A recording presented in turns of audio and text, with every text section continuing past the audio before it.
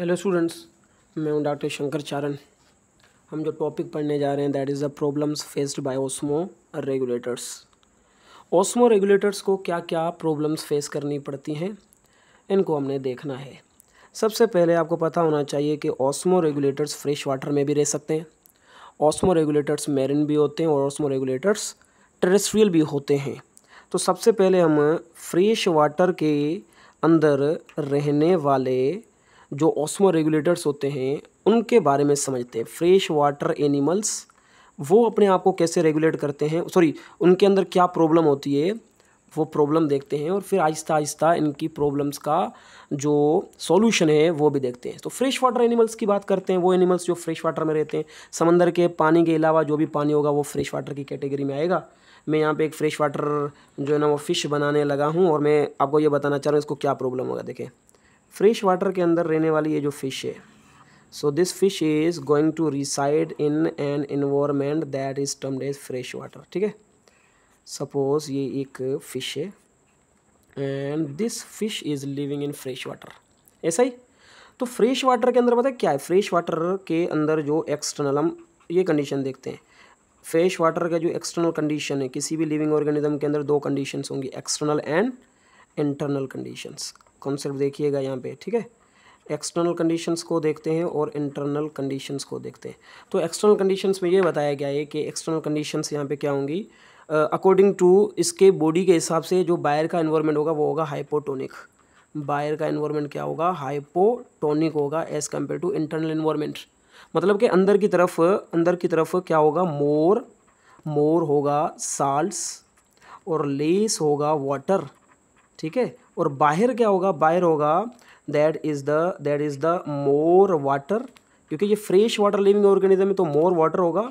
और लेस जो होगा that will be the solute. Salt का मतलब सोल्यूट्स यहाँ पे, ठीक है, समझिएगा एक ही चीज़ है। तो इसका मतलब ये जो बाहर की कंडीशन है वो बाहर की कंडीशन क्या है, हाइपोटोनिक। और अंदर की कंडीशन क्या है, that is the hypertonic as compare to this one. तो इसका मतलब ये हुआ कि पानी जो होगा वो मूव करता है फ्रॉम हाई टू लोअर, मतलब कि अंदर वाटर क्या है, कम है, और बाहर जो पानी है वो ज़्यादा है, और पानी मूव करता है हाई टू लोअर। तो इनको प्रॉब्लम पता है क्या होगी, इनकी बॉडी के अंदर ज़्यादा वाटर आ जाएगा, ठीक है। इनकी बॉडी के अंदर, इनके गिल्स के अंदर ज़्यादा वाटर, जहाँ पे गिल्स मौजूद होंगे तो वाटर की कंसनट्रेशन ज़्यादा आ जाएगी इनकी गिल्स के अंदर। सुनो, ये प्रोसेस कहलाता है एंडोऑस्मोसिस। क्या कहलाता है, एंडोऑस्मोसिस।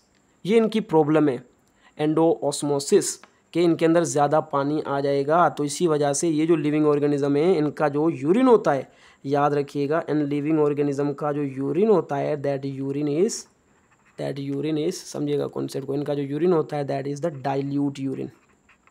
कौन सा यूरिन होता है इनका, डाइल्यूट यूरिन होता है, क्योंकि कंटिन्यूसली इनकी बॉडी के अंदर पानी आ रहा है और पानी अगर ये बाहर नहीं निकालेंगे तो फिर प्रॉब्लम हो जाएगी इनकी बॉडी के अंदर। तो यही तो प्रॉब्लम है, that is fresh water living organisms.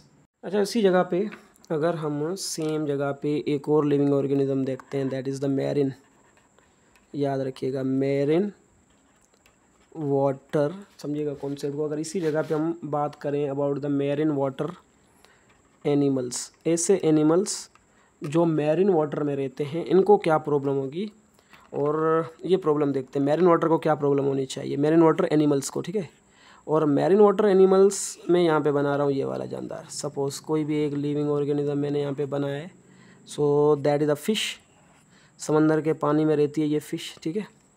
अभी जो मैरिन वाटर है, मतलब कि इसका जो एक्सटर्नल इन्वायरमेंट है, समझिएगा कॉन्सेप्ट को, मतलब कि इसका जो एक्सटर्नल इन्वायरमेंट है, एक होगी एक्सटर्नल कंडीशंस और एक होगी बॉडी की इंटरनल कंडीशंस, ऐसे ना।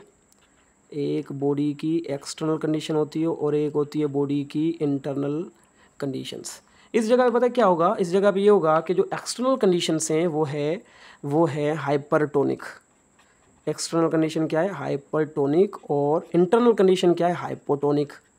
अभी समझने की कोशिश करिएगा, इंटरनल कंडीशन यहाँ पे हाइपोटोनिक। अच्छा, यहाँ पे क्या था, यहाँ पे एक्सटर्नल कंडीशन हाइपोटोनिक थी और इंटरनल कंडीशन थी हाइपरटोनिक, ये याद रखिएगा, ठीक है। और यहाँ पे उल्टा है, जो मैरिन वाटर फिशेस होते हैं। तो सिंपली क्या होगा, मतलब कि वाटर इनका ज़्यादा लॉस होगा, क्योंकि वाटर मूव करता है फ्रॉम हायर टू लोअर, मतलब कि इनकी बॉडी का जो पानी होगा वो लॉस ज़्यादा होगा, and that water will be moving from higher to lower. पानी लॉस ज़्यादा होगा इनके अंदर, लॉस ऑफ वाटर। तो इन्हें क्या करना है, इन्हें अपने आप को बचाना है। बचाएंगे कैसे कि ये ज़्यादा पानी पिएंगे, अपनी गिल्स में से वाटर को ज़्यादा एब्जॉर्व करेंगे, और वाटर को एब्जॉर्व तो कर लेंगे लेकिन वाटर के साथ आएगा अंदर की तरफ साल्ट, और ये जो साल्ट होगा वो ऑस्मोरेगुलेटरी बैलेंस को बिगाड़ेगा। पानी जो है बाहर का मैरिन वाटर जो है वो साल्टी है, याद रखिएगा, और साल्टी वाटर मतलब कि अंदर साल्ट आ जाएंगे। तो ये प्रॉब्लम है ना, एक तो इनका पानी लॉस हो रहा है, लॉस ऑफ वाटर इनका प्रॉब्लम है। तो ये पानी तो लॉस ऑफ वाटर से बचने के लिए ज़्यादा पानी पिएंगे, लेकिन पानी के साथ क्या आ रहा है, साल्ट आ रहा है। तो इन्हें पानी भी बचाना है अपना, साल्ट को भी रेगुलेट करना, ये प्रॉब्लम है इनके लिए। ये कैसे रेगुलेट करते हैं ये नेक्स्ट लेक्चर में बताता हूँ मैं आपको। अच्छा, इस कंडीशन को डिहाइड्रेशन कहा जाता है। ये जो लॉस ऑफ वाटर हो रहा है ना, ये डिहाइड्रेशन है। तो डिहाइड्रेशन से बचने के लिए ये पानी को तो एब्जॉर्ब करते हैं लेकिन साथ में साल्ट आ जाते हैं, जिसकी वजह से ऑस्मोरेगुलेटरी बैलेंस बिगड़ जाता है। तो ये भी प्रॉब्लम है। ये कैसे सोल्व करते हैं वो नेक्स्ट लेक्चर में सारी चीज़ें मैं बताऊंगा आपको। बुक में से भी रीड करके समझाता हूँ इन चीज़ों को। अच्छा, टेरेस्ट्रियल लिविंग ऑर्गेनिज्म कैसे अपने आप को सर्वाइव करते हैं वो बताता हूँ। थर्ड हमारे पास जो है that is the problem faced by terrestrial animals, ठीक है। और टेरेस्ट्रियल एनिमल्स या टेरेस्ट्रियल ऑर्गेनिजम्स वो होते हैं जो कि खुश्की पे रहते हैं, याद रखिएगा। ये क्या करते हैं, डवेलिंग ऑन लैंड, ज़मीन के ऊपर रहने वाले जानदार। इनको प्रॉब्लम क्या होगी देखते हैं। सबसे पहले ये अपने वाटर को रिटेन करते हैं बॉडी में, ठीक है। ये लिविंग ऑर्गेनिज्म, सपोज एक खुश्की में रहने वाला जानदार मैंने आपको बता दिया ये, ठीक है। हम खुद इंसान है तो भैया हम इंसान की ही बात करें, क्यों दूसरे एनिमल्स की बात करें। तो ये एक इंसान है, ठीक है। इस इंसान को प्रॉब्लम क्या होगी, ये वाटर को तो रिटेन करेगा, इसका मेन मकसद क्या है, वाटर को रिटेन करना, ठीक है। लेकिन ये वो जो वाटर रिटेन करेगा ना, वो एक्सटर्नल कंडीशंस में लॉस होना शुरू हो जाएगा जब हाई टेम्परेचर होगा। तो याद रखिएगा, इसकी एक्सटर्नल कंडीशन में टेम्परेचर जब हाई हो जाएगा, मतलब कि हॉट कंडीशंस में वार्म कंडीशन में जब टेम्परेचर हाई हो जाएगा तो इसका जो वाटर होगा वो हो जाएगा लॉस, ठीक है। लॉस ऑफ वाटर हो जाएगा, लॉस ऑफ वाटर। और लॉस ऑफ वाटर कंडीशन को आप क्या नाम देंगे, आप कहेंगे सर इसे कहा जाता है डिहाइड्रेशन। तो मतलब कि जैसे ही हॉट, ये पानी को तो बचा के रखता है, लेकिन जैसे ही कंडीशन हॉट होंगी तो इसका जो वाटर होगा वो हो जाएगा लॉस, और लॉस ऑफ वाटर हो जाएगा मतलब कि डिहाइड्रेशन। लेकिन डिहाइड्रेशन के साथ साथ पानी तो लॉस होगा, लेकिन उसके साथ साथ असेंशियल आयंस भी लॉस होंगे। ये प्रॉब्लम है ना इसके लिए, असेंशियल आयंस भी लॉस होंगे। तो ये इस बंदे के लिए प्रॉब्लम हो गई।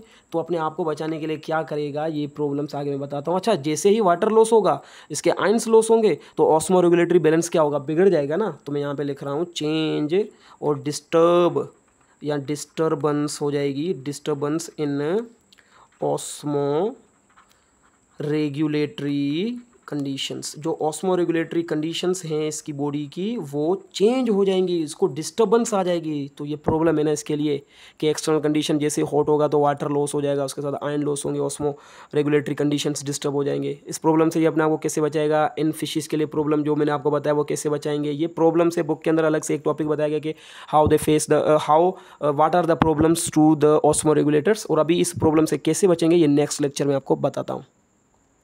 बुक में ये बताया गया कि problems faced by osmoregulators, fresh water animals have an external hypotonic environment. समझते हैं भाई, एक्सटर्नल हाइपोटोनिक होगा फ्रेश वाटर में, while they retain salt in their body they have hypotonic internal environment. और बॉडी का इंटरनल एनवायरनमेंट हाइपोटोनिक होगा क्योंकि उनके अंदर साल्ट रिटेन करते हैं ये। In this case water enters the body by endosmosis through their organs like skin and gills and disturb their internal osmotic balance. इससे क्या होगा, पानी मूव करेगा हाई टू लोअर, मतलब कि हाइपो टू हाइपर मूव करेगा। बाहर हाइपो है, अंदर हाइपर है, तो वो मूव करेगा अंदर की तरफ, वो ऑस्मोटिक बैलेंस को बिगाड़ देगा। This problem is resolved by different adaptation to remove excessive water from the body. और ये कैसे प्रॉब्लम को सोल्व करेंगे, ज्यादा जो पानी बॉडी के अंदर है इसको लॉस कर देंगे। आगे बताऊंगा, मैंने लेक्चर के अंदर मैंने आपको कहा था। मैरिन वाटर है हाइपरटोनिक। अच्छा, मैरिन वाटर में उल्टा होता है, उसमें क्या होता है, hypertonic external environment and they face the problem of severe dehydration. बाहर का एनवायरनमेंट एक्स्ट्रा हाइपरटोनिक और अंदर का हाइपोटोनिक, तो वो वाटर ज्यादा लॉस करेंगे, डिहाइड्रेशन ज्यादा होगी। Therefore, they need to intake or drink water. But in this case, another problem develops, which is about the retaining salts that enters with water, which also imbalance the osmoregulatory component of the body. अभी इस problem से कैसे बचेंगे, dehydration हो रही है बार बार, तो ये वाटर को जो है ना वो ज़्यादा ड्रिंक करेंगे तो उसके साथ साल्ट अंदर आएंगे, तो वो osmoregulatory बैलेंस को बिगाड़ेंगे ना। तो ये कैसे अपने आप को सर्वाइव करते हैं आगे बताऊंगा इनके बारे में। Terrestrial organisms retain water in their body while bearing external hot environment, they perspire का मतलब होता है उनको पसीना ज़्यादा आएगा। And not only dehydrates but also loss essential salt which disturb the osmotic balance of the body. ज़्यादा पसीना आने से पानी तो लॉस होगा, डिहाइड्रेशन तो होगी, लेकिन उसके साथ साथ सोल्यूट्स या साल्ट जो एसेंशियल होते हैं वो भी निकल जाएंगे। तो फिर क्या होगा, प्रॉब्लम होगी ना, ऑस्मोटिक बैलेंस बिगड़ जाएगा ना। तो ये कैसे अपने आप को सर्वाइव करते हैं, यही आगे वाला लेक्चर है।